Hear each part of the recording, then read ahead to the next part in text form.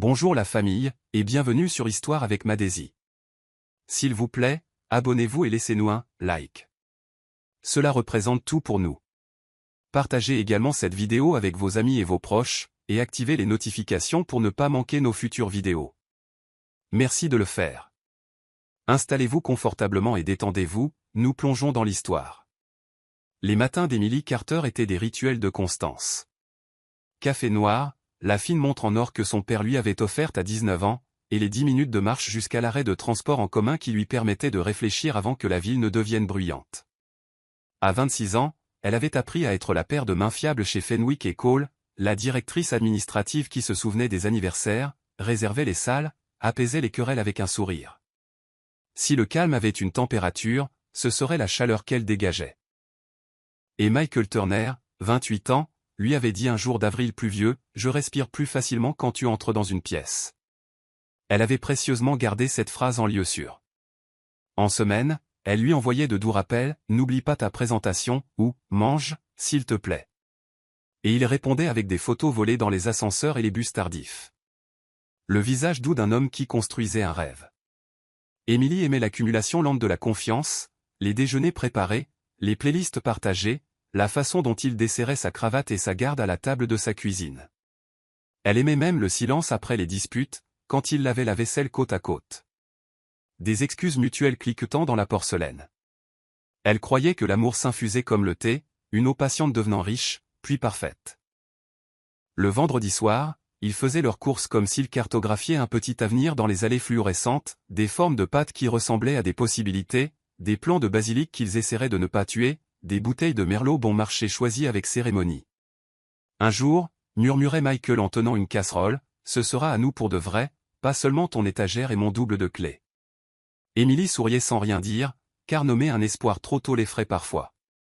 Dans sa famille, elle était la personne fiable, le refuge après les tempêtes, la sœur qui se souvenait des auditions de Lily et des phases de régime de leur mère. Tu es si bonne, aimait à dire Lily, ce qui signifiait, sûr. Si être prévisible la dérangeait, Emily le gardait secret, même pour elle-même. Pour elle, la bonté n'était pas une petite chose, c'était un lest. Chaque soir, elle mettait 2 assiettes, même quand Michael travaillait tard, et elle laissait la lumière du porche allumée comme une promesse. Quand il arrivait enfin, sentant l'encre d'imprimante et l'air du train, il lui embrassait la tempe et murmurait « à la maison », et ce mot se nichait dans ses os comme un vœu que personne n'avait encore prononcé, mais que tous deux vivaient déjà. Lily Carter arrivait partout dans un tourbillon de couleurs et de commentaires. 23 ans, un visage en forme de cœur, un rire qui faisait se retourner les chaises. Là où Emily empilait les reçus dans des enveloppes bien rangées, Lily faisait des collages avec des talons de billets et des compliments d'inconnus. Toi et tes listes, la taquinait Lily un dimanche, soulevant un coin de l'agenda d'Emily. Qui planifie la joie? Emily mit la bouilloire en marche. Je planifie l'espace pour elle. Leur mère, Margaret, les regardait avec une exaspération affectueuse, louant le charme de Lily et le caractère d'Emily comme s'ils étaient les ingrédients d'un gâteau qui refusait de se mélanger. Vous deux, vous équilibrez la famille, déclarait-elle, avant de donner à Lily la dernière part. Emily s'en fichait. Elle était sincèrement comblée. Elle s'était toujours interposée face aux ennuis de Lily, aplanissant les ruptures, prêtant de l'argent pour le loyer, disant à leur père, elle retombera sur ses pattes, elle le fait toujours. En retour, Lily déclarait qu'Emily était son port d'attache et organisait des fêtes sur les quais. Tu sais que Michael a de la chance, n'est-ce pas? Demanda Lily un soir, se peignant les ongles en corail dans le salon d'Emily. Certains hommes n'ont jamais une femme qui croit en leur avenir comme tu le fais. Emily sourit. Il croit en son avenir, je suis juste. À ses côtés. Lily renifla. Non, tu es l'échafaudage. Elle agita ses doigts. Mais ne le laisse pas grimper éternellement sans rien construire. Emily sentit la pique sous le compliment et choisit de ne pas saigner. Nous avons le temps, dit-elle, imperturbable comme toujours. Plus tard, alors que Lily filmait une story pour ses réseaux sociaux en riant et en se déhanchant, Emily regarda la petite lumière annulaire briller autour du visage de sa sœur, un halo blanc et incandescent qui donnait à tout un air de fête. Il lui vint à l'esprit que Lily aimait le premier instant dans n'importe quelle pièce, le souffle coupé, les têtes qui se tournent. Emily, elle, aimait le dernier, le rangement, les chaises remises en place, le soupir du travail accompli. Elle n'enviait pas le volume de Lily. Elle espérait seulement, faiblement, que son silence ne serait pas confondu avec une absence. Ils s'étaient rencontrés à la bibliothèque de l'université, tous deux faisant semblant d'étudier tout en observant les gens entre les rayonnages. Michael laissa tomber un stylo. Emily le lui rendit avec la réserve prudente d'une fille qui voulait paraître imperturbable face à un beau garçon. « Je vais faire quelque chose d'impossible, » dit-il une semaine plus tard, souriant à son carnet vierge. « Lancer une entreprise avec $60. » Emily rit, sans méchanceté. « Mais 65. » J'investis. Il lui offrit un croissant bon marché en guise de dividende et promit de rendre le retour sur investissement plus doux. Pendant 5 ans, la douceur ne fut pas toujours synonyme de profit. Il y eut des mois difficiles, du café bas de gamme, l'hiver où il perdit son emploi en marketing et dormit à travers les alarmes de la honte.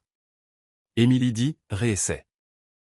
Je cuisinerai, et elle étendit son salaire comme une couverture sur eux deux. Elle lui prêta une partie de ses économies pour une petite entreprise qui tout sauta, prit son envol, puis faillit s'écraser. Quand elle vacilla, elle refusa d'être le grand livre qui le punissait. « Pourquoi restes-tu si calme » demanda Michael une fois, allongé sur son tapis, les doigts tapotant un rythme d'inquiétude. « Parce que les tempêtes passent, » dit-elle en enlevant les miettes de sa chemise. « Parce que tu es bonne » il se couvrit les yeux. « Je veux être grand pour toi. » Elle secoua la tête. « Sois constant d'abord. » Elle assistait aux soirées de présentation comme à des concerts, l'applaudissant avec la foi douce et persistante de quelqu'un qui applaudit la répétition autant que la première. Quand les critiques étaient dures, elle faisait de la soupe. Quand il obtenait un entretien, elle repassait la chemise qu'il appelait son armure, une petite marque de brûlure comme une médaille sur le poignet. Il célébrait les petites victoires. Un nouveau client, 2 factures payées à temps avec des cierges magiques de magasin à $1 sur son escalier de secours. « On est ridicule » riait-il. « On est vivant » répondait-elle. Le grand livre de leur amour contenait plus de lignes de patience que de dollars, mais aucun d'eux ne se sentait pauvre. Pas encore. Les promesses, au début, arrivaient en demi-phrase, comme si elles craignaient d'être surprises par le destin. Quand on aura notre appartement, songeait Michael en goûtant la sauce sur la cuillère en bois. Emily, souriant, disait, je te construirai une étagère juste pour les livres de cuisine. Et une deuxième pour les recettes qu'on inventera. Il lui tenait légèrement les poignets, comme pour sceller un traité. Dans un bus, en passant devant une rangée de petites maisons avec des porches, il dit, imagine du courrier avec nos 2 noms. Elle enfouit son menton dans l'écharpe du moment et répondit, imagine se disputer pour la couleur de la peinture. Il visitait des maisons en vente le dimanche, riant des papiers peints à ananas et discutant solennellement de la pression de l'eau comme si la vapeur pouvait se traduire en avenir. Un jour, dit-il en touchant un évier, on se disputera pour un robinet et on saura qu'on est béni. Mais il n'y eut jamais de bague, seulement des suggestions qui ressemblaient à des empreintes de pas menant vers une. Je dois d'abord stabiliser l'entreprise, murmurait-il alors. Emily hochait la tête. Alors, répétait-elle, plaçant le mot sur une étagère à côté des livres de cuisine, en prenant soin de ne pas le laisser tomber. Parfois, tard dans la nuit, elle traçait du bout du doigt les contours de la vie qu'il construisait sur la couette. « Tu veux des enfants » demanda-t-elle une fois, aussi doucement qu'une confession. « 2, dit-il en souriant dans le noir. Un garçon qui argumente et une fille qui gagne. Elle rit. Tu leur apprendras à vendre leurs idées. Je leur apprendrai à écouter. L'avenir devint leur histoire préférée, racontée autour de feux de camp invisibles. Quand sa mère demandait des nouvelles, Emily répondait « Nous sommes occupés à grandir », et elle le croyait, car l'amour, comme un jardin, avance parfois de quelques centimètres silencieux. Toujours pas de bague. La question de Lily venait avec un hochement de tête et un éclair de sympathie si vif qu'il en était piquant. Elle choisissait des robes pour le dîner d'anniversaire de Margaret. Lily tenait une robe fourreau écarlate contre son corps et souriait à son reflet. « Peut-être qu'il prépare quelque chose de grandiose », dit Emily en lissant une robe bleu marine sur ses hanches. Michael planifie des tableurs, pas des spectacles. Lily rit. « Tu mérites un spectacle. » Elle traversa la pièce avec grâce. S'il ne t'a pas demandé en mariage après 5 ans, soit il a peur, soit il est installé. Le sourire d'Emily se figea. Peut-être qu'il est prudent. Lily haussa les épaules. Les hommes prudents se marient vite, pour que personne d'autre ne le fasse. La phrase resta en suspens dans l'air, comme un bâton de cannelle dans un thé chaud. Joli, pointu, difficile à avaler. Lily, dit finalement Émilie, tous les amours ne crient pas, elles rentrèrent à la maison sous un ciel virant aux lavandes. Lily passa son bras sous celui d'Émilie. Ne me déteste pas. Je m'inquiète juste que tu sois à l'aise d'être la répétition. Tu devrais être le spectacle. Émilie déplaça son sac à main. Le spectacle se termine. Je veux ce qui reste après les applaudissements. Lily soupira. Tu transformerais un coucher de soleil en sermon. Émilie rit malgré elle. Il faut bien que quelqu'un le fasse. À la porte, Lily l'embrassa sur la joue. S'il te fait du mal, je le tue. Émilie regarda la silhouette lumineuse de sa sœur disparaître dans la rue et sentit un petit frisson sous le bon manteau de sa foi. Au lit, elle envoya à Michael une photo de la robe bleu marine. Il répondit avec des émojis en forme de cœur et « Dîner d'anniversaire jeudi ?» Porte ça. J'ai une surprise. Elle posa le téléphone sur sa poitrine comme un carreau chaud. Peut-être que les questions de Lily trouveraient leur réponse avec un simple genou à terre et une boîte en velours. Émilie se réveilla le jour de son anniversaire avec un étrange mélange de calme et d'anticipation nerveuse. La robe bleu marine qu'elle avait soigneusement choisie était suspendue à la porte de l'armoire, et en passant ses doigts sur le tissu, elle ne pouvait s'empêcher d'imaginer les yeux de Michael s'illuminer en la voyant dedans. Toute la journée au travail, elle se déplaça comme en flottant, recevant les vœux d'anniversaire de collègues qui plaisantaient en disant que ce serait peut-être le jour où il lui passerait la bague au doigt. Elle se contenta de sourire, ne voulant pas admettre que son cœur s'accrochait désespérément au même espoir. En fin d'après-midi, elle rentra chez elle, prit une douche et s'assit devant son miroir pour se maquiller avec un soin délibéré. Le reflet qui lui faisait face n'était pas seulement celui d'une femme se préparant pour un dîner.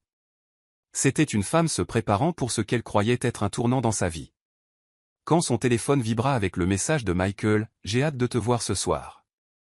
Tu vas adorer la surprise », elle le serra fort contre sa poitrine, se chuchotant, « Ça y est, Émilie. Ça y est, enfin. » Quand Michael vint la chercher, il dégageait une énergie nerveuse qu'elle prit pour de l'excitation.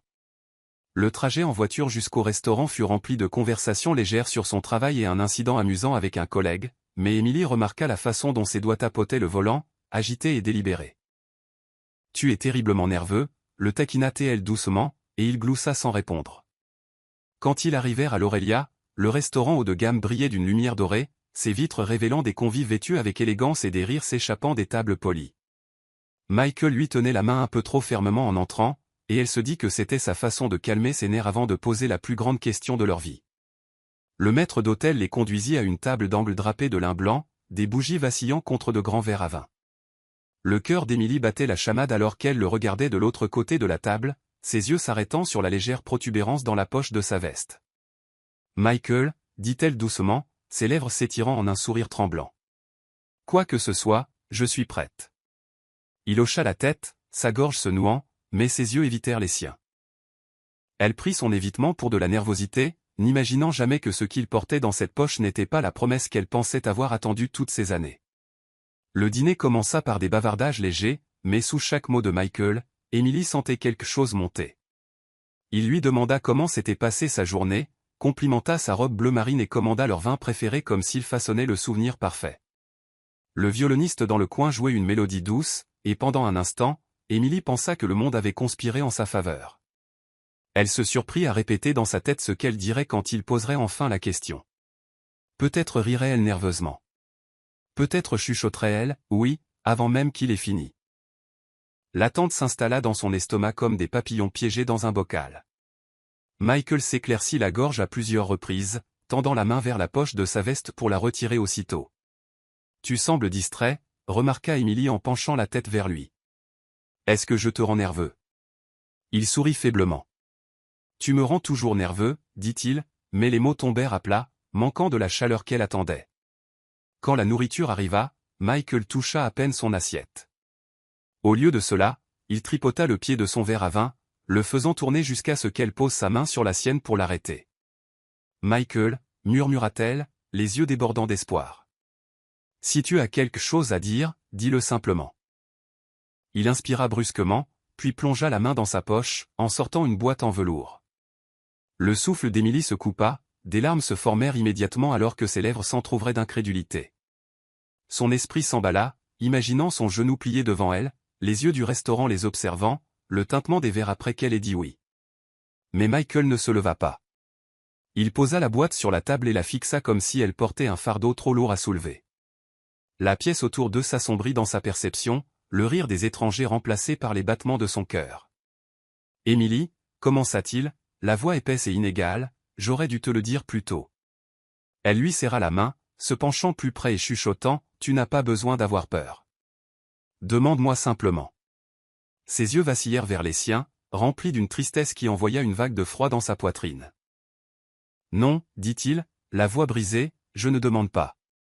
Je te le dis. » Il poussa légèrement la boîte vers elle, et le moment qui avait autrefois semblé être un commencement plana soudain au bord d'une fin qu'elle ne pouvait pas encore nommer.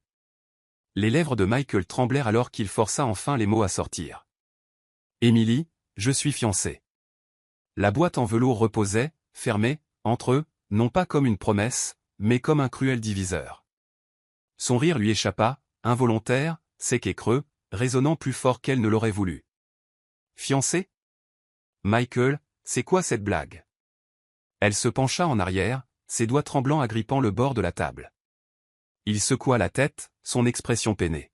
« Ce n'est pas une blague. J'aurais dû te le dire plus tôt. J'aurais dû. » Ces mots s'éteignirent dans le silence.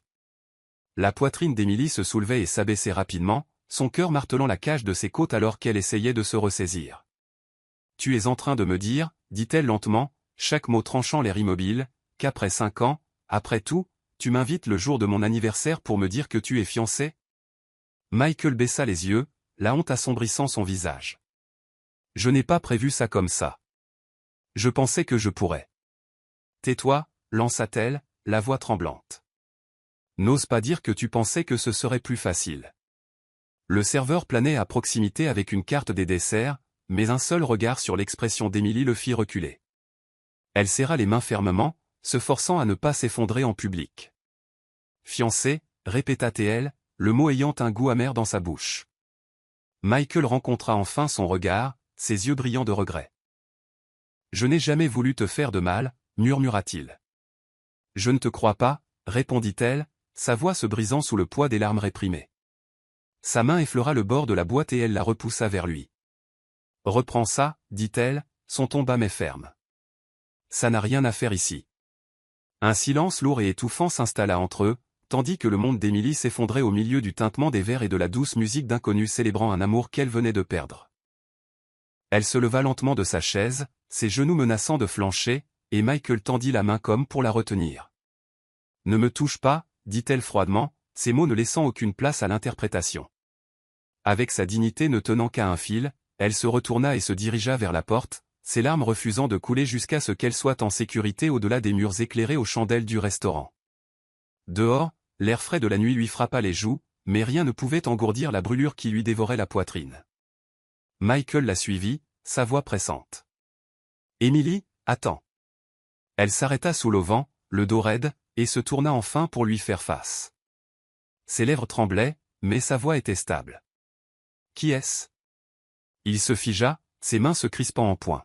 « S'il te plaît, Émilie. » « N'ose pas me supplier de me taire, » l'interrompit-elle.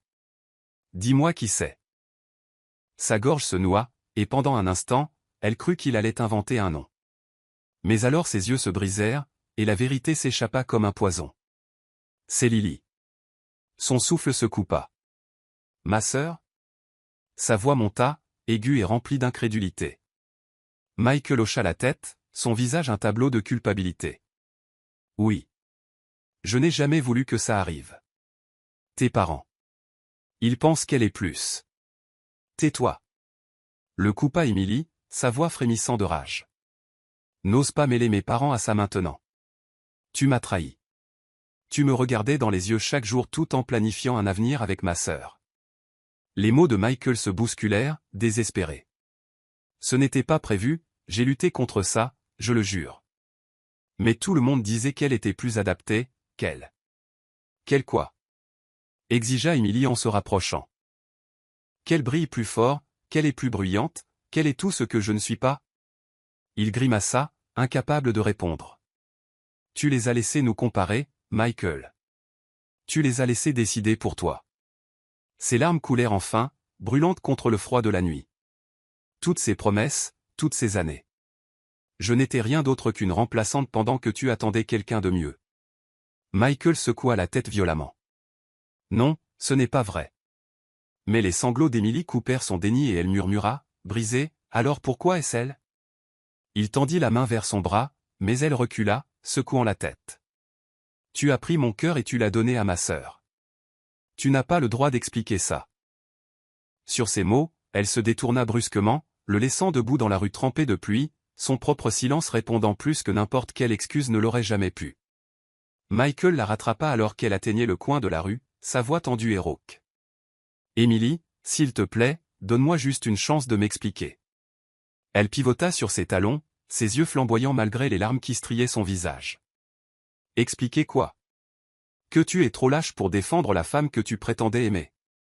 Que tu as laissé ma famille comploter contre moi et que tu n'as rien fait pour les en empêcher? Ces mots tombaient comme des coups de fouet, chaque syllabe portant le poids de sa confiance brisée. Les épaules de Michael s'affaissèrent, sa voix se brisant. Je ne voulais pas ça, je te le jure. Mais tes parents, surtout ta mère, ils disaient que Lily s'intégrait mieux dans leur monde. Ils m'ont mis la pression, Emily. J'ai été faible. Elle laissa échapper un rire amer. Faible? C'est ça ton excuse? Tu ne m'as pas seulement trahi, Michael. Tu nous as trahis. 5 ans, et tu jettes tout ça parce que tu n'as pas su dire non. Il tendit de nouveau la main vers elle, mais elle recula, ses yeux se plissant. Tu sais ce qui fait le plus mal? Murmura-t-elle, sa voix tremblante. C'est que tu pouvais me regarder chaque jour, me tenir dans tes bras, m'embrasser, et quand même la choisir. Ma sœur. Tu m'as laissé construire un avenir dans ma tête pendant que tu le détruisais dans mon dos. La voix de Michael se cassa. Je pensais que je trouverais le bon moment pour te le dire. Je n'ai jamais voulu que ce soit comme ça. Emily secoua la tête, son expression se durcissant à travers les larmes. Il n'y aurait jamais eu de bon moment, parce que la trahison ne s'enveloppe pas de mots doux. Elle coupe, peu importe comment tu le dis. Elle redressa les épaules, sa voix stable malgré la tempête qui faisait rage en elle. Alors voici ma réponse, garde ta bague, garde tes excuses, et garde Lily. Mais ne t'approche plus jamais de moi.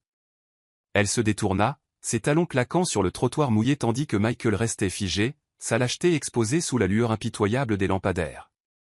Emily quitta le restaurant, la pluie s'infiltrant dans ses cheveux et ses vêtements, mais l'humidité sur sa peau n'était rien comparée à la piqûre vive qui se propageait dans sa poitrine. Chaque pas semblait plus lourd que le précédent, comme si le poids de 5 ans s'accrochait à ses chevilles, l'entraînant plus profondément dans le désespoir. Ses chaussures éclaboussaient les flaques d'eau, mais elle continuait de marcher, ses larmes se libérant enfin, se mêlant à la pluie dans un flou indistinct. L'air nocturne était froid, les lampadaires brillaient faiblement comme de sombres gardiens la regardant s'effondrer. Comment a-t-il pu? La question tournait sans fin dans son esprit. Elle rejouait chaque conversation nocturne, chaque promesse chuchotée, chaque contact de sa main, pour ne les voir maintenant que comme des couteaux s'enfonçant plus profondément. 5 ans, marmonna-t-elle, la voix brisée, et c'est tout ce que je valais?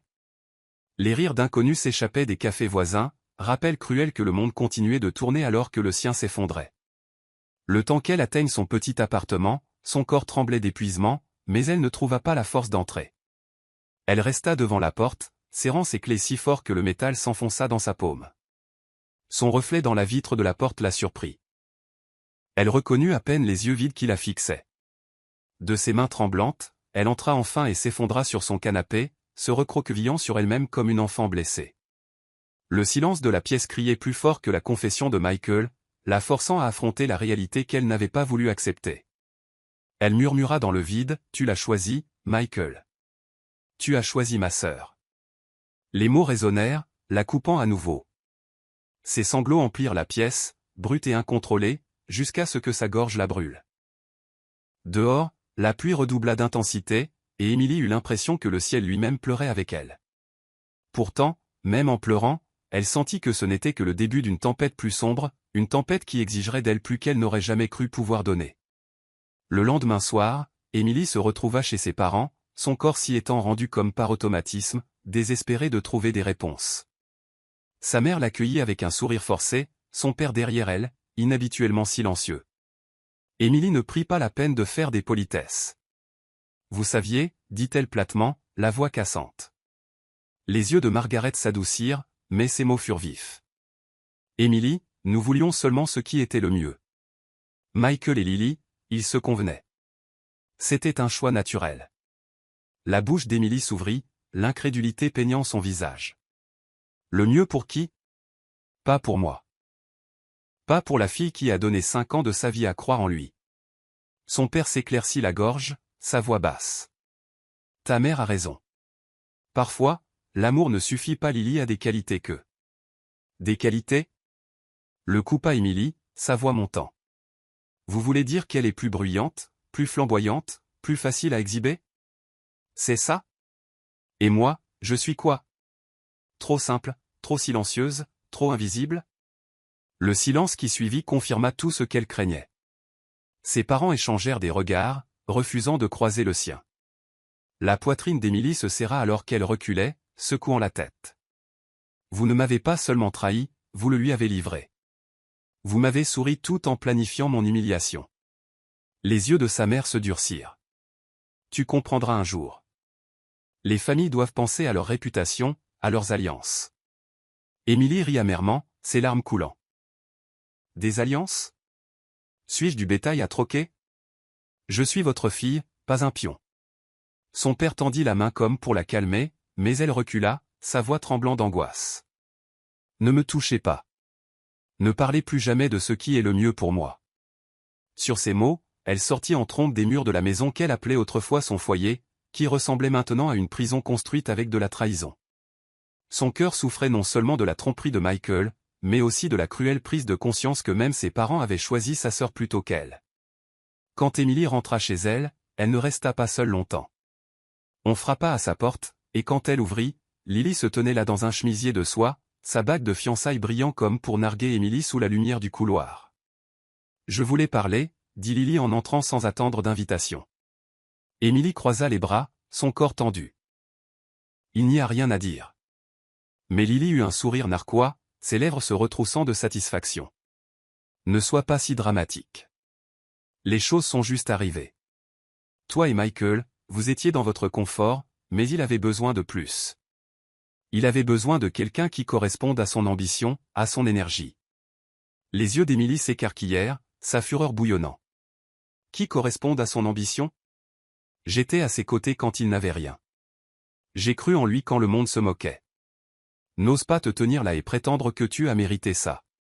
Lily fit tourner sa bague, son ton dégoulinant de condescendance. Tu étais sa stabilité, Émilie. Mais la stabilité n'excite pas les hommes éternellement. Il voulait du feu, et je le lui ai donné. Les mots transpercèrent Émilie, mais elle se força à se tenir droite. Tu es ma sœur, Lily.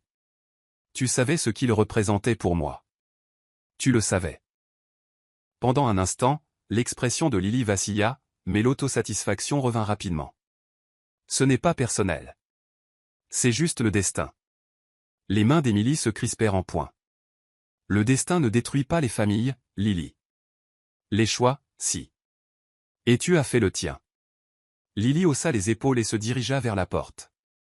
Tu me remercieras un jour de t'avoir montré ce qu'est vraiment l'amour. Peut-être que maintenant tu arrêteras de vivre si petitement. La voix d'Émilie se cassa de rage contenue.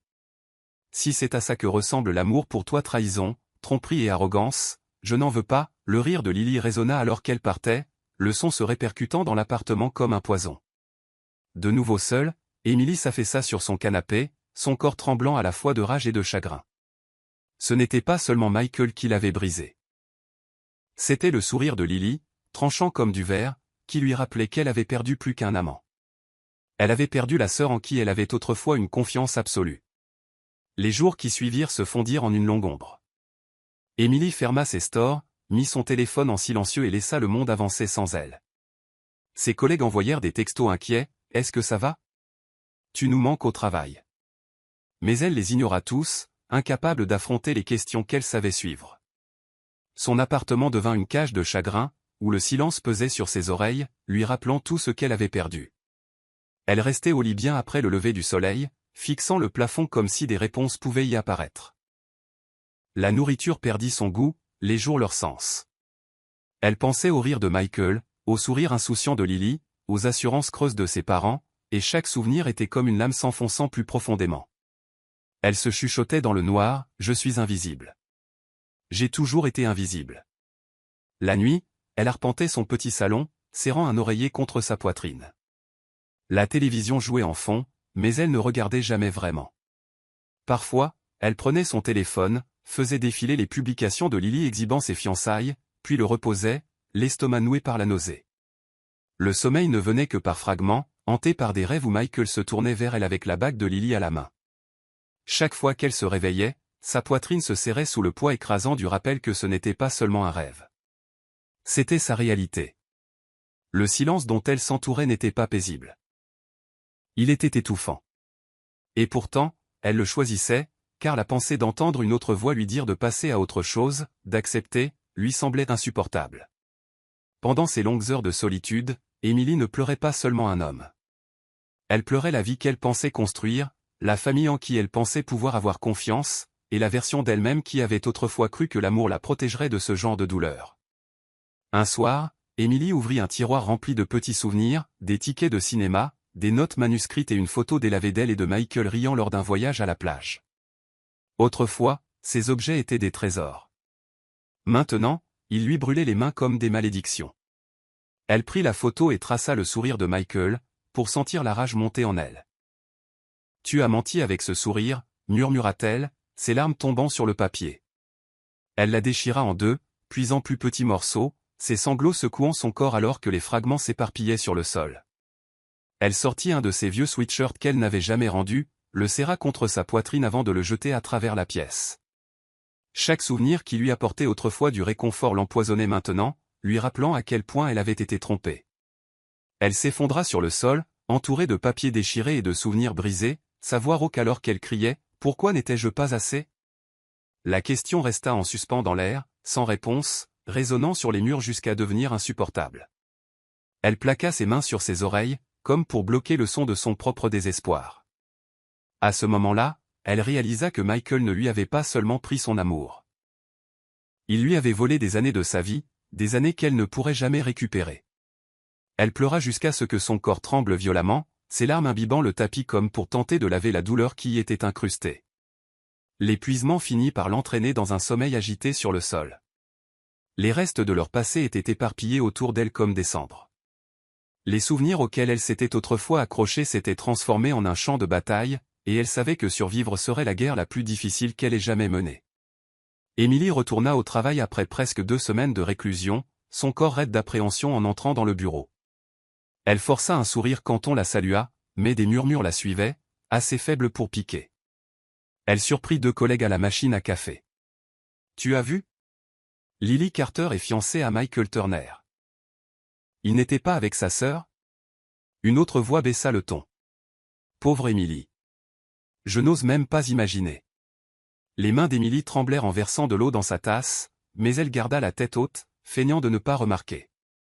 Le vrai coup vint plus tard dans l'après-midi, quand elle tomba accidentellement sur la dernière publication de Lily sur les réseaux sociaux. Une photo glacée de Lily et Michael lors d'un dîner sur un toit terrasse, leurs mains enlacées, sa bague en diamant brillant. La légende disait « Pour toujours avec mon amour, béni au-delà des mots ». Des centaines de commentaires les louaient, tandis que seuls quelques-uns osaient remettre en question cette romance soudaine. Emily fixa l'écran, la gorge nouée.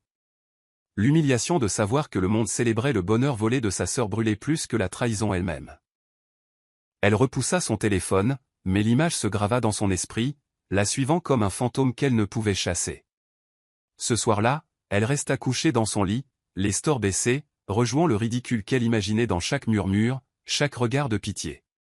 Son téléphone vibrait sans cesse de messages d'amis, des condoléances à moitié écrites déguisées en curiosité. « Ça va ? On a vu la publication. Appelle si tu as besoin de parler. » Elle le mit en silencieux, ne voulant être le projet de pitié de personne. Alors que la nuit tombait, elle murmura à voix haute, « Ils ont transformé ma douleur en leur célébration. » Les mots avaient le goût de l'acide sur sa langue. Elle se leva, arpentant sa chambre, incapable de se défaire de l'image de Lily arborant fièrement la bague qui aurait dû être la sienne. L'humiliation n'était plus privée. Elle était devenue un spectacle public, une scène cruelle où elle n'avait pas de voix. Finalement, elle s'effondra contre le mur, sanglotant dans ses genoux. « Je suis toujours là », murmura-t-elle dans le creux de sa poitrine. « Même s'il ne me voit pas, je suis toujours là. » C'était un défi fragile, mais c'était tout ce à quoi elle pouvait encore se raccrocher dans un monde où son humiliation avait été diffusée pour que des étrangers s'en repaissent. Une semaine plus tard, les parents d'Émilie la convoquèrent chez eux, leurs voix insistantes au téléphone. Contre son gré, elle y alla, se préparant à une nouvelle blessure. À l'intérieur, le salon bourdonnait de conversations. Ses parents avaient organisé une réunion sous prétexte de célébrer le « nouveau chapitre » de Lily. Émilie se figea sur le seuil, réalisant que c'était une fête de fiançailles. Sa mère se précipita vers elle, chuchotant sèchement, « Au moins, souris, Émilie. Ne nous mets pas dans l'embarras. » La mâchoire d'Émilie se crispa, mais elle se dirigea silencieusement vers un coin, sa présence fantomatique parmi les invités. De l'autre côté de la pièce, Lily rayonnait dans une robe ajustée, Michael à ses côtés, sa main posée sur son dos comme si Émilie n'avait jamais existé. Les invités applaudirent en portant un toast, leurs mots poignardant les oreilles d'Émilie. Le couple parfait. Ils vont si bien ensemble. Émilie serra son verre si fort que ses ongles formèrent des croissants dans sa paume, luttant pour rester calme. Plus tard dans la soirée, son père l'accosta près du couloir. « Pourquoi restes-tu là comme une ombre ?» demanda-t-il, sa voix teintée d'irritation. « Parce que je n'ai pas ma place ici, » répondit-elle platement. Son froncement de sourcils s'accentua. « Tu es sa sœur. Sois heureuse pour elle. » Les yeux d'Émilie s'embrasèrent de douleur. « Être heureuse ? Pourquoi, qu'elle m'ait volé l'homme que j'aimais ? Que vous m'ayez trahi ?» Il regarda nerveusement autour de lui, chuchotant, « Baisse la voix. » Elle se rapprocha, sa voix vive. « Vous m'avez réduite au silence quand vous leur avez donné votre bénédiction. Ne me demandez pas de célébrer ma propre humiliation. » Le visage de son père se durcit. « Parfois, il faut se sacrifier pour la famille. » Émilie rit amèrement. « Sacrifier ? Vous ne m'avez pas demandé de me sacrifier. Vous m'avez demandé de disparaître. » Sur ces mots, elle posa son verre intact sur la table et sortit, ignorant les regards surpris en partant. Dehors, dans l'air frais de la nuit, ses larmes coulèrent librement. Elle réalisa que la loyauté de sa famille n'avait jamais été sienne.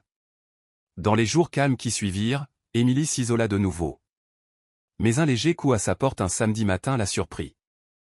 Quand elle ouvrit, elle trouva son amie Claire, un sac de course à la main. « Je ne pars pas tant que tu ne me laisses pas entrer, » dit Claire fermement en passant devant elle. Émilie soupira, s'affaissant sur le canapé pendant que Claire déballait du pain, des fruits et du thé. « Tu ressembles à un fantôme, » dit doucement Claire en s'asseyant à côté d'elle. Les lèvres d'Émilie tremblèrent.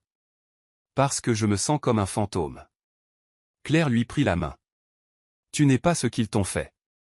Tu es Émilie, la femme qui m'a aidé quand j'étais fauché, qui est restée avec moi pendant mon chagrin d'amour. Ne les laisse pas prendre ta lumière. » Les larmes d'Émilie coulèrent, mais pour la première fois, elle ne les retint pas. Elle s'appuya contre Claire, se laissant réconforter. La journée s'étira, elles parlèrent pendant des heures. Émilie parla de ses nuits blanches, de la trahison, de la honte, et Claire écouta sans juger. « Tu es toujours là », lui rappela Claire, faisant écho aux mots qu'Émilie s'était chuchotés dans le noir. « Tu es meurtrie, mais tu n'es pas brisée. » Émilie expira d'une voix tremblante, réalisant à quel point elle avait eu besoin que quelqu'un lui rappelle simplement sa valeur. Ce soir-là, alors que Claire partait, elle se retourna à la porte. « Promets-moi quelque chose, plus de cachette. Tu n'as pas à affronter le monde aujourd'hui, mais promets-moi que tu essaieras demain. » Émilie hocha lentement la tête. De nouveau seule, elle prépara le thé que Claire avait apporté, le sirotant comme s'il portait une guérison. Pour la première fois depuis des semaines, elle sentit une lueur de chaleur dans sa poitrine, pas assez pour chasser la douleur, mais assez pour lui rappeler qu'elle n'était pas entièrement perdue. Quelques jours plus tard, Émilie croisa Lily devant un café près de son bureau. Lily, vêtue d'un blazer sur mesure, la repéra immédiatement et s'approcha avec un sourire trop parfait pour être innocent. « Émilie, » dit-elle vivement, « tu as meilleure mine que ce que je pensais. » Émilie se raidit, serrant son sac. « Que veux-tu » Lily haussa les épaules, sa bague captant la lumière du soleil. « Rien. Je voulais juste que tu vois que je suis heureuse. Michael est heureux aussi. Les yeux d'Émilie se plissèrent. Pourquoi me dis-tu ça? Lily eut un sourire narquois. Parce que je pense que tu as besoin de tourner la page. 5 ans d'attente pour rien, ça doit faire mal. Mais tu devrais accepter la réalité. Tu étais son réconfort. Je suis son choix. La colère d'Émilie monta, mais elle garda sa voix stable. Tu penses qu'exhiber ça te rend plus forte? Ça te rend cruelle. Tu n'as pas gagné, Lily. Tu as volé. Lily rit légèrement, comme si la douleur d'Émilie l'amusait. Tu parles toujours de morale, Émilie. C'est peut-être pour ça que la vie te passe sous le nez. Tu attends, tu espères, tu pries, et puis des gens comme moi prennent ce que tu étais trop timide pour réclamer. Les mains d'Émilie tremblaient, mais sa voix devint plus ferme. Ce que tu appelles de la timidité, j'appelle ça de l'intégrité. Et un jour, tu connaîtras la différence. Lily leva les yeux au ciel. Continue de te dire ça. Pendant ce temps, moi, je continuerai de vivre. Avec un geste insouciant, elle s'éloigna, laissant Émilie tremblante de fureur. Pour la première fois, la colère l'emporta sur le chagrin dans sa poitrine, et bien qu'elle brûlât, elle lui donna aussi de la force. Cette nuit-là, Émilie s'assit près de sa fenêtre, fixant les lumières de la ville scintillant au loin. Son téléphone vibra de messages de ses parents, l'exhortant à faire la paix, à assister à un autre dîner de famille, à passer à autre chose avec grâce. Elle l'éteignit, choisissant le silence plutôt que leurs mots vides. Pour la première fois, elle réalisa qu'elle ne leur devait ni sa présence, ni son pardon, ni sa soumission. Elle se chuchota, je ne m'en dirai ni leur amour, ni le sien. La décision fut comme une encre se levant de sa poitrine, remplacée par une liberté timide. Elle n'était pas guérie, mais elle n'était plus prête à ramper pour des miettes d'affection de ceux qui l'avaient trahie. La semaine suivante, elle déclina toutes les invitations de sa famille, ignorant les messages culpabilisants de Lily. Au travail, elle se jeta dans ses tâches avec une concentration féroce, choisissant la productivité comme échappatoire. Dans le calme de son appartement, elle commença à écrire dans un journal chaque soir, déversant ses blessures sur le papier au lieu de les laisser la dévorer en silence. « Vous ne me contrôlez plus », écrivit-elle, son stylo appuyant fort sur les pages. Chaque mot était comme la reconquête d'une partie d'elle-même. En fermant le carnet, elle réalisa que le silence dans lequel elle s'était noyée n'était plus étouffant. Il devenait son bouclier. Dans ce silence, elle n'était plus invisible. Elle se reconstruisait. Émilie était assise à son bureau un lundi matin, les yeux fixés sur la pile de dossiers qu'on avait déposés sur sa table. Elle avait décidé que si elle ne pouvait pas réparer sa vie personnelle, elle s'ancrerait au moins dans sa carrière. Son patron, M. Harding, passa et s'arrêta, observant la façon dont elle tapait furieusement, sa concentration ininterrompue. « Vous êtes resté tard ces derniers temps », remarqua-t-il en croisant les bras. Émilie ne leva pas les yeux. « Le travail est plus sûr que les gens », répondit-elle doucement. Harding l'étudia un instant avant de poser une main sur son bureau. « Il y a un nouveau projet. Des clients importants, des délais stricts. Je veux que vous le dirigiez. » Émilie cligna des yeux, prise au dépourvu. « Moi. » Il hocha la tête. « Vous avez fait preuve de résilience quand d'autres se sont effondrés. Vous êtes la bonne personne. » Une vague de chaleur inattendue se répandit dans sa poitrine. Elle se redressa et hocha la tête. « Je ne vous décevrai pas, » il sourit faiblement. « Je sais. » Cette nuit-là, Émilie s'assit dans son appartement avec le dossier du projet étalé sur sa table basse. Les pages se brouillèrent alors qu'elle réalisait que c'était la première fois depuis des semaines que son pouce accélérait pour autre chose que la douleur. Elle se chuchota, « Ça, c'est à moi. Pas à eux, pas volé, pas souillé. À moi. » La pensée la stabilisa. Les jours suivants furent éreintants. Elle travailla de longues heures, orchestrant des réunions, gérant les tensions et maintenant le projet sur les rails. Ses collègues commencèrent à la regarder avec respect, non plus avec pitié. Un après-midi, Claire s'arrêta à son bureau et murmura, « Regarde-toi. Tu rayonnes à nouveau. » Émilie sourit faiblement. Ce n'est pas de la joie, mais c'est un but. Et à ce moment-là, elle réalisa qu'un but suffisait à l'empêcher de s'effondrer complètement. Ce fut la première brique du mur qu'elle était déterminée à reconstruire autour de son cœur brisé. Au fil des semaines, les parents d'Émilie devinrent plus insistants. Les invitations pour le mariage de Lily avaient été envoyées, et les appels commencèrent à s'accumuler. C'est ton devoir en tant que sœur, insista Margaret un soir au téléphone. Émilie serra la mâchoire, ses doigts crispés sur le combiné. Devoir, répéta-t-elle, la voix froide. Est-ce que le devoir comptait quand vous avez choisi son bonheur plutôt que ma douleur? Margaret soupira. Émilie, les gens parleront si tu ne viens pas. Les familles endurent ensemble. La gorge d'Émilie se noua. Vous n'avez pas enduré avec moi. Vous m'avez laissé endurer seule.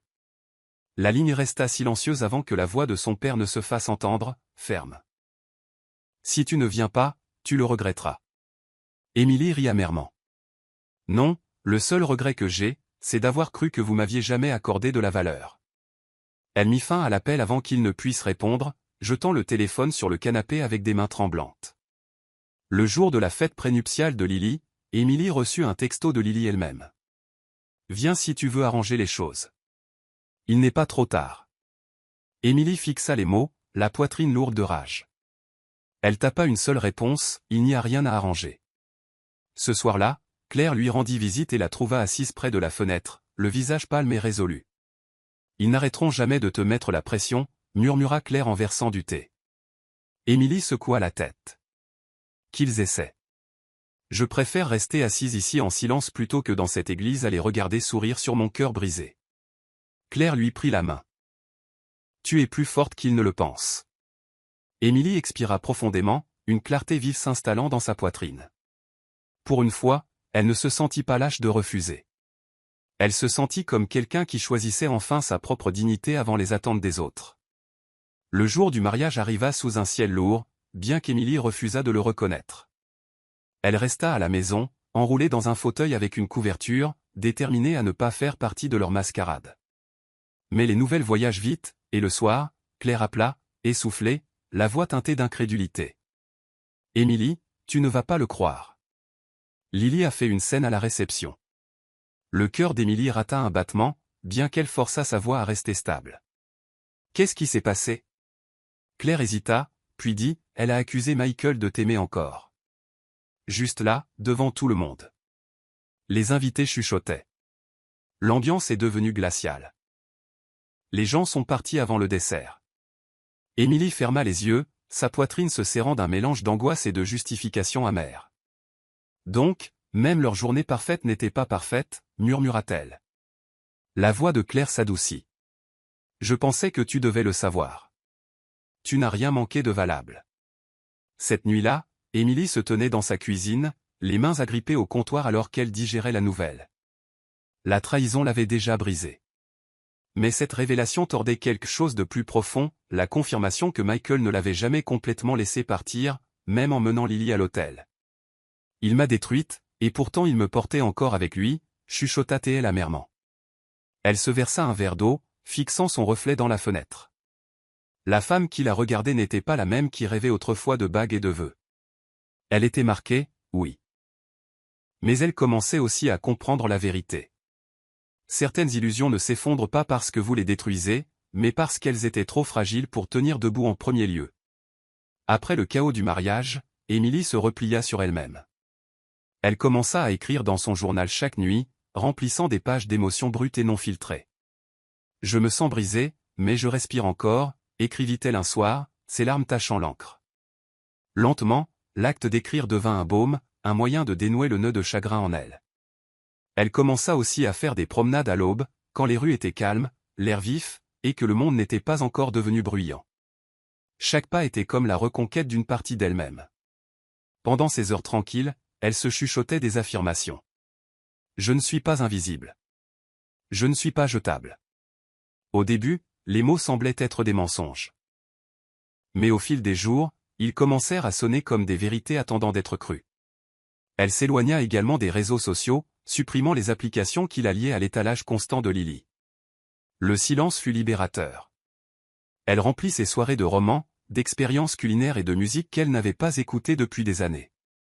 Un soir, en remuant une soupe, elle se surprit à fredonner. Un petit son, fragile, mais réel. La prise de conscience la surprit. La joie n'avait pas disparu, elle était simplement cachée sous des couches de chagrin. Elle posa une main sur sa poitrine, chuchotant, « Tu es toujours là, Émilie. » Bien que les nuits fussent encore lourdes et la solitude parfois insupportable, elle apprenait à vivre avec sans se laisser écraser complètement. La guérison n'était pas spectaculaire. Elle était silencieuse, presque invisible. Mais elle était en train de se produire. Quelques semaines plus tard, Émilie assista à une conférence de travail dans une autre ville. Vêtue d'un tailleur bleu marine, elle se tenait avec une assurance qu'elle n'avait pas ressentie depuis des mois. Pendant une pause café, elle entama une conversation avec Daniel Hay, un manager d'une autre succursale. Il avait des yeux bienveillants, sa présence était stable sans être envahissante. Ils parlèrent des défis de leurs emplois, de l'épuisement des longues heures et de la lutte pour faire ses preuves dans un monde compétitif. Pour la première fois, Émilie se surprit à rire, un son doux et sincère qui la surprit elle-même. Daniel le remarqua. « C'est bon de vous entendre rire, dit-il chaleureusement. » Elle rougit, secouant la tête. « J'avais oublié ce que ça faisait. » Il n'insista pas, se contenta de sourire et de dire « N'oubliez plus. » Ce soir-là, ils se retrouvèrent au même dîner avec des collègues. Alors que le groupe discutait bruyamment, Daniel se pencha vers elle et murmura « Vous avez la prestance de quelqu'un qui a survécu à des tempêtes. » Émilie se figea un instant, ne sachant comment répondre. Finalement, elle dit doucement « Peut-être, mais parfois j'ai encore l'impression de me noyer. » Ses yeux s'adoucirent. « Ce n'est pas grave. Les survivants savent nager, même quand les vagues sont fortes. » Ces mots restèrent dans son cœur bien après la fin du dîner. De retour dans sa chambre d'hôtel, Émilie fixa les lumières de la ville par sa fenêtre, un léger sourire aux lèvres. Pour la première fois depuis des mois, l'avenir ne lui semblait plus être une punition. Il ressemblait à un horizon, lointain, incertain, mais vers lequel il valait la peine de marcher. Émilie se retrouva à échanger des emails avec Daniel bien après la fin de la conférence. Ce qui avait commencé comme des suivis polis sur des stratégies de projet se transforma lentement en conversations personnelles qui s'étiraient jusque tard dans la nuit. Un soir, après une journée de travail particulièrement longue, Daniel l'appela. « Je sais que vous êtes fatigué, dit-il, la voix stable, mais parfois, ça aide de parler au lieu de tout garder pour soi. » Émilie hésita avant d'admettre « J'ai oublié ce que ça fait de faire confiance aux paroles de quelqu'un. » Il y eut un silence, puis il répondit doucement « Alors laissez-moi gagner cette confiance. » Pas à pas, sa patience la désarma. Contrairement à Michael, Daniel ne la poussait jamais à plus que ce qu'elle était prête à donner. Il semblait se contenter d'exister dans son espace sans rien exiger. Quelques semaines plus tard, Daniel suggéra de se voir pour dîner lors de sa visite dans sa ville. Émilie faillit refuser, la peur lui nouant la gorge, mais elle se surprit en disant oui. Au restaurant, elle le regarda écouter attentivement alors qu'elle parlait de son travail et de ses difficultés avec sa famille. « Vous n'avez pas besoin de précipiter la guérison, dit-il gentiment. Ce n'est pas une course. » Ces mots pénétrèrent en elle comme un baume, enlevant des couches de doute. Quand il tendit la main vers la sienne par-dessus la table, elle ne tressaillit pas. Au lieu de cela, elle laissa ses doigts reposer sur les siens, sentant une chaleur qu'elle pensait ne plus jamais ressentir. Plus tard, en rentrant sous les lumières de la ville, elle se chuchota, « Peut-être. Peut-être que je peux recommencer. » La possibilité l'effrayait, mais elle lui donnait aussi un sentiment de courage qu'elle croyait avoir perdu pour toujours. La vie professionnelle d'Émilie s'épanouit en même temps que sa croissance émotionnelle. Le projet qui lui avait été confié fut non seulement terminé, mais il dépassa les attentes. Lors de la réunion de célébration, son patron annonça « Une promotion est plus que méritée pour vous, Émilie. Vous avez fait preuve d'un leadership remarquable. » Les applaudissements qui suivirent furent différents cette fois. Ils n'étaient pas teintés de pitié, mais d'admiration. Plus tard, dans l'intimité de son bureau, elle laissa échapper un rire tremblant, chuchotant « J'ai fait ça à ma manière. » Ce soir-là, elle se récompensa avec un dîner tranquille à la maison, allumant des bougies et sirotant du vin comme pour honorer la femme qu'elle devenait. Elle commença à fixer des limites avec sa famille, ne répondant plus immédiatement aux appels et aux textos chargés de culpabilité. Quand sa mère la contacta finalement, frustrée, en disant « Pourquoi es-tu devenue si distante ?» Émilie répondit calmement « Parce que j'ai enfin appris ma valeur. » Le silence à l'autre bout du fil prouva que ses parents ne reconnaissaient plus la fille qui se pliait autrefois à leurs attentes. Émilie n'était pas cruelle. Elle était résolue. Elle remplit ses week-ends de longues promenades, de nouveaux passe-temps et de dîners occasionnels avec Daniel, tissant lentement une vie où son bonheur ne dépendait pas de l'approbation des autres. Pour la première fois, elle n'avait pas l'impression de simplement survivre, elle avait l'impression de vivre. La nouvelle de la dégradation du mariage de Lily et Michael parvint à Emily, non pas par sa famille, mais par des chuchotements au travail. Une collègue se pencha un après-midi en murmurant « Tu as entendu ? Michael et Lily se séparent déjà. » De l'eau dans le gaz. Le stylo d'Emily s'arrêta en pleine phrase, bien que son visage ne trahît rien. Plus tard, Claire le confirma. Ils se disputent constamment. Jalousie, méfiance, des scènes en public. Emily écouta tranquillement, son cœur un étrange mélange de chagrin et de soulagement. Cette nuit-là, elle s'assit près de sa fenêtre, pensant non pas à leur chute, mais à la fragilité du bonheur volé. Elle murmura « J'ai perdu des années, mais au moins, je ne me suis pas complètement perdue. » Quelques jours plus tard, son père appela, la voix hésitante. « Emily, ta sœur a des difficultés. Elle regrette certaines choses. » Emily ferma les yeux, se penchant en arrière sur sa chaise. « Le regret n'efface pas les choix, » répondit-elle doucement. « Elle a fait le sien, et j'ai fait le mien. » Son père soupira lourdement, mais Emily ne fléchit pas. Quand elle raccrocha, elle ne ressentit aucun triomphe, seulement de la clarté. Elle n'avait aucun désir de voir Lily souffrir, mais elle ne se sentait pas non plus obligée de la sauver. Leur effondrement était une tempête qu'ils avaient eux-mêmes invoquée, et Emily avait déjà survécu à la sienne. Elle regarda son reflet dans la vitre assombrie et murmura « Leur fin n'est pas mon commencement. Mon histoire ne dépend plus de la leur. » Un dimanche après-midi, Emily se promenait dans le parc avec Daniel à ses côtés. Des familles pique-niquaient, des enfants riaient, et le monde semblait plus léger. Daniel la regarda avec une admiration tranquille. « Tu te tiens différemment maintenant. Il y a de la paix dans tes pas, » Emily sourit faiblement. « Je pensais que la paix viendrait avec la vengeance, en les voyant échouer, en les entendant s'excuser. Mais maintenant, je vois que la paix, c'est juste. Choisir de ne plus s'en soucier. » Daniel hocha la tête. « C'est ça, la force, Emily. Tout le monde ne peut pas lâcher prise. » Elle rit doucement. Lâcher prise semblait impossible, mais s'accrocher était plus lourd. Ils marchèrent en silence pendant un moment, la chaleur du soleil sur leurs épaules comme un réconfort. Plus tard ce soir-là, Emily était assise dans son salon, écrivant dans son journal. Elle écrivit « Je ne suis pas définie par ce qu'ils ont pris. Je suis définie par ce que j'ai choisi après qu'ils m'aient laissé briser. » En fermant le journal, elle ressentit un calme qu'elle n'avait pas connu depuis des années. Pour une fois, elle ne désirait pas la validation de sa famille, ni ne pensait ses blessures à cause de Lily ou Michael. Elle existait simplement, entière, par elle-même. Elle prépara du thé, se blottit sur son canapé et laissa le silence l'envelopper comme un ami plutôt qu'un ennemi. Dans ce calme, elle réalisa que la paix n'était pas une récompense que quelqu'un d'autre lui donnait. C'était le cadeau qu'elle s'était enfin offert à elle-même. Quelques mois plus tard, Emily et Daniel se tenaient sur le balcon de son nouvel appartement, les lumières de la ville s'étendant à l'infini devant eux. Daniel prit sa main, la serrant doucement. « Penses-tu parfois au passé ?» demanda-t-il. Emily expira, son regard fixé sur l'horizon. « Parfois, mais plus avec de la douleur. Plutôt avec de la gratitude, étrangement. Si ce n'était pas arrivé, je ne serais pas ici, plus forte, avec toi. » Les yeux de Daniel s'adoucirent. « Tu m'étonnes, Emily. Tu as transformé la trahison en une porte. » Elle sourit faiblement. « Ça a fait un mal de chien, mais ça m'a aussi libérée. » Alors que la nuit s'approfondissait, Emily s'appuya contre la balustrade, sentant la brise lui caresser le visage. Elle se chuchota, « Je pensais que mon histoire s'était terminée quand il l'a choisie, mais ce n'était que le prologue. » Daniel passa son bras autour de ses épaules, et pour une fois, elle ne tressaillit pas à cette proximité. Elle l'accueillit, la reconnaissant non pas comme une chaîne, mais comme une compagnie. Ensemble, ils regardèrent la ville pulser de vie, et Emily sentit le dernier poids de son passé glisser de ses épaules. La fille qui attendait autrefois une demande en mariage avait été brisée, mais la femme qui se tenait là s'était reconstruite.